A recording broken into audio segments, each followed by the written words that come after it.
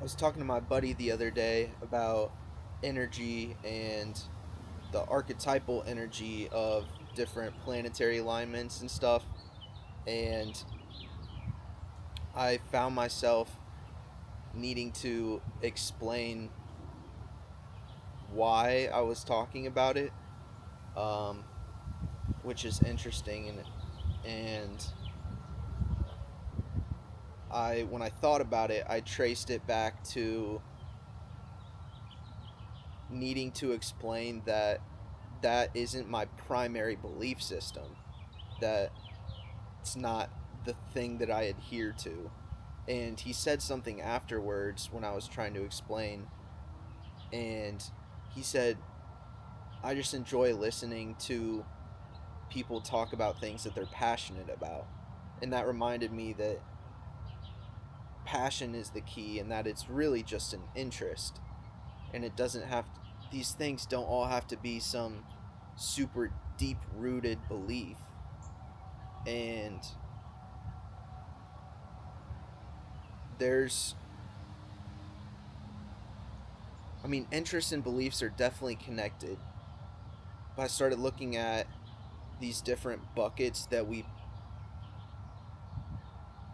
use as belief systems a lot of times, like astrology, religion, philosophy, neuroscience, things like that, where we get too caught up in a specific one, and then we're not open minded to the other ones where we just we're supposed to our beliefs are supposed to evolve with us. We're supposed to take one belief and set it up against another system, another value system, where you can connect different ideas and find a larger truth between the both of them.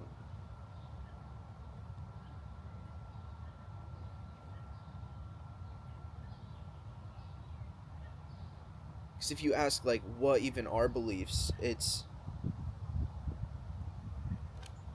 just ideas that are more prominent in our mind that we hold closer to aim towards a higher goal or higher calling. And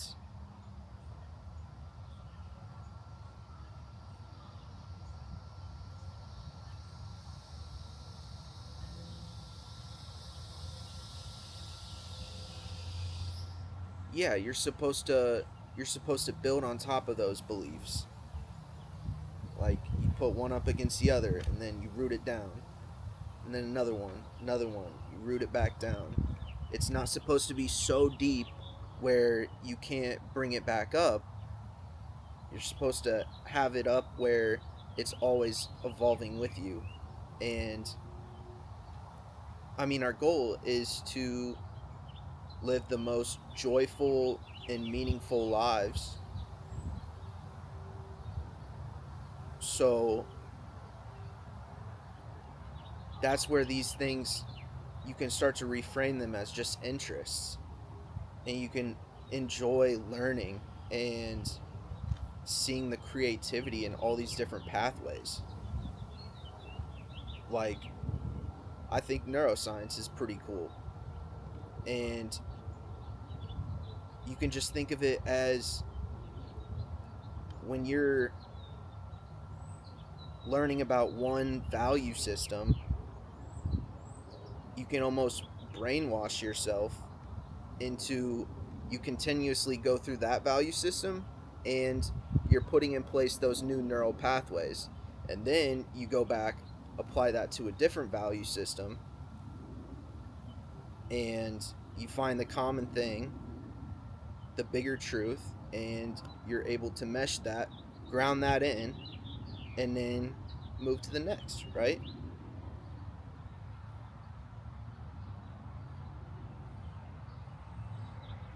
Hmm.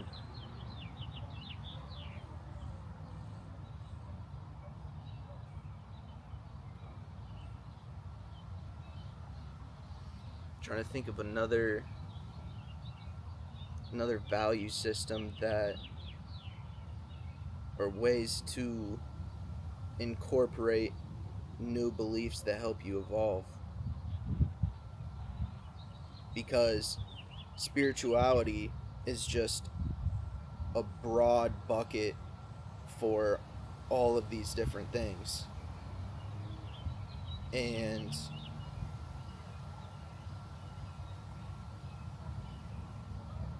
I think that it's just a way to unionize all of these different aspects and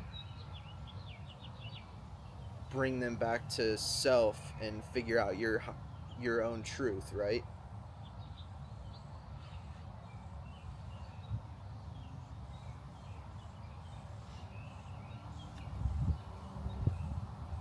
So I talked about this in a prior video where I was combining spirituality with philosophy, and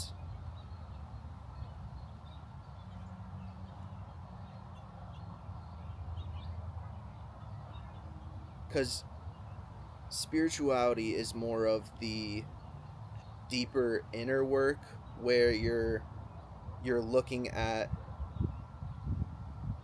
like more of your shadow side, or like, habits or certain thought patterns that you're trying to change. And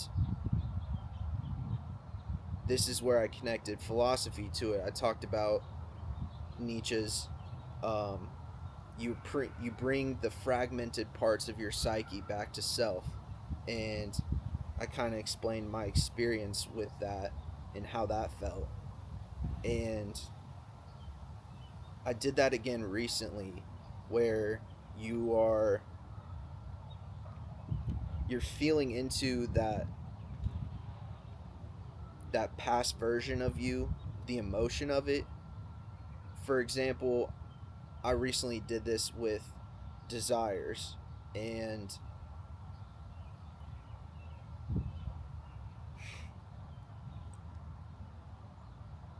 what did I do? You can tell it's recent. Um,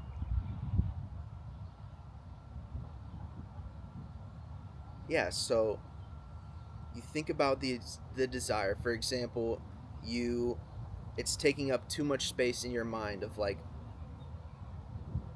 you're waiting on a specific relationship or a certain job, and its desire is more about lack because you don't have it at the moment.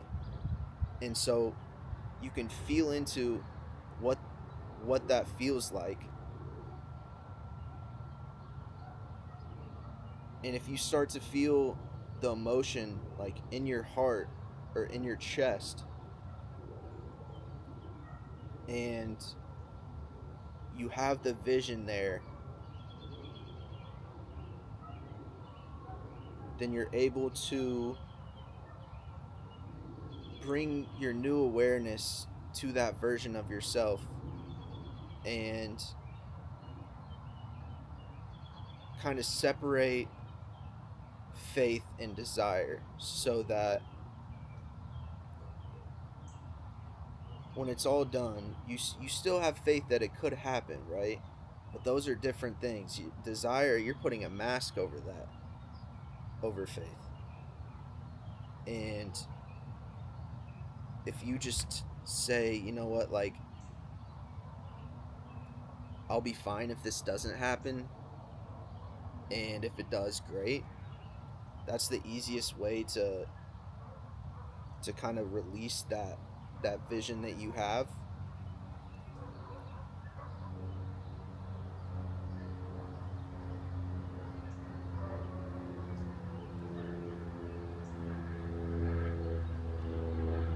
And you want to bring your new vision into that, so that you can replace the lack desire with something that lights you up more.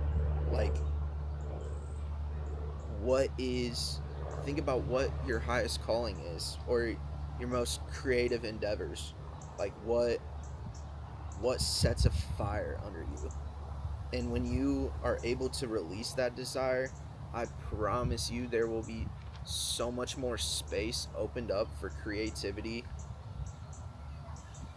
And if this is interesting to you, I highly suggest looking at Nietzsche's Will to Power, where I forget how he defined it, but it was, I think it is, desire is not lack, but it is our expression for creative force. And it really does open us up to that.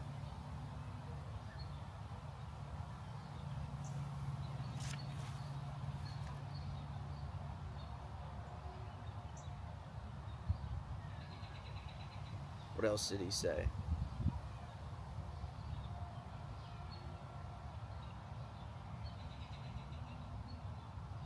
We desire the intensity of the longing and the desire over than the desire itself.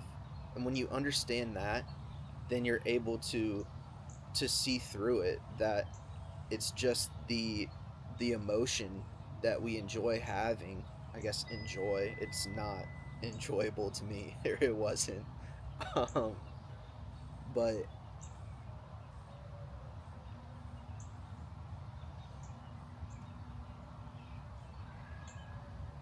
yeah, you can start to dream bigger, open yourself up to more things when you're able to release these desires.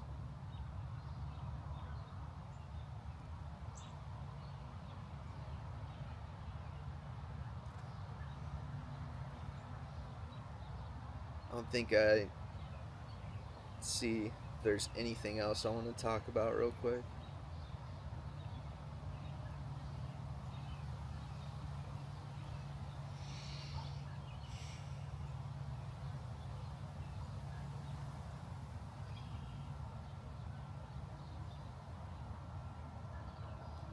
Yeah, that's it. Um, Let me know if any of this resonates for you. Much love, guys.